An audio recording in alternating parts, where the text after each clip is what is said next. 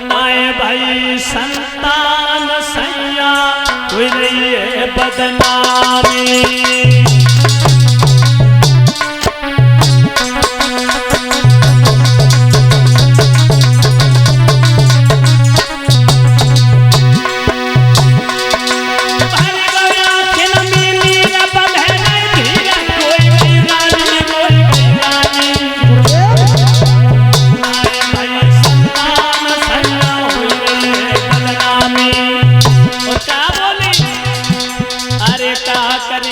जाए तूने सुनाई जटिल की कहानी,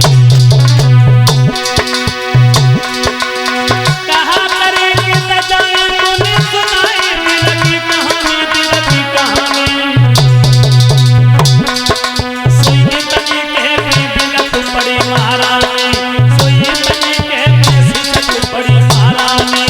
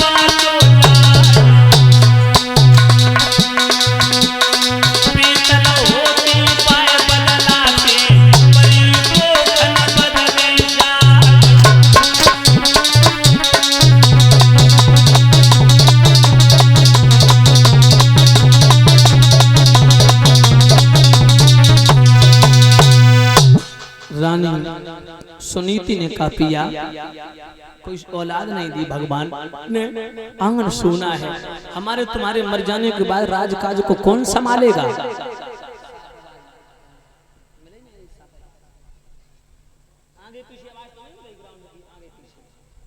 माताओं उसी समय क्या देखा परीक्षित जी,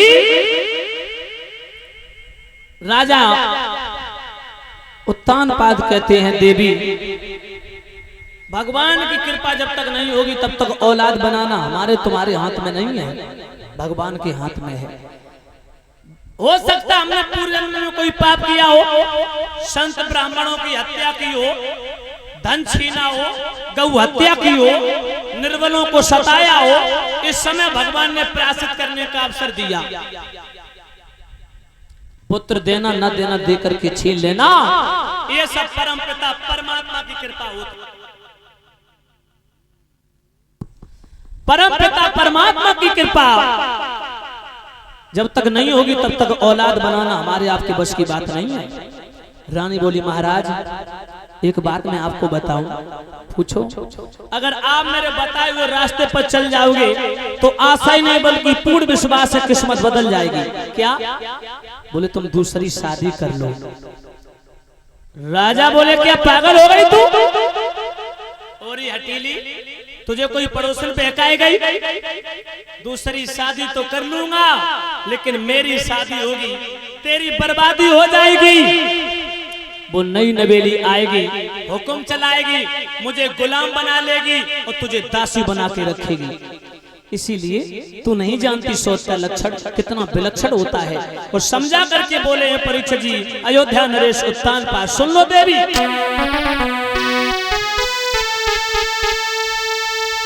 अरे है सोच चून की बुरी, जहर की छुरी मान ले प्यारी, और तू आबत दिए निकाल री के करे है तेरी थारी।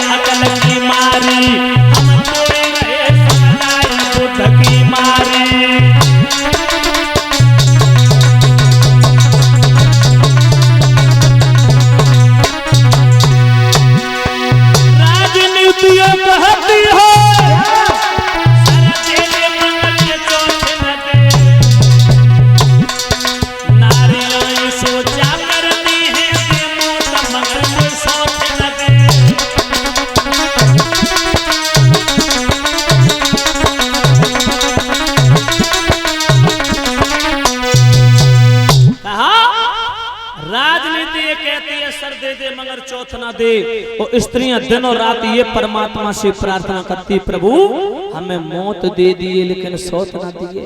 और तू जानबूझ करके फांसी का फंदा डाल रही, जानबूझ करके अपने पैर में कुल्हाड़ी मारने जा रही। और ये हटीली मान ले।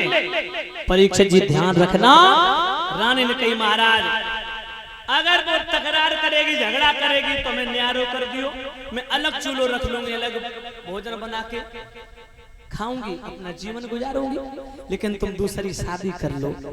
परीक्षित जी राजा ने सारी रात समझाया मगर रानी नहीं मानी। दूसरी शादी की रटन लगा के रखी। इधर सुबह क्या होता है, सारी रात गुजर गई, सारी रात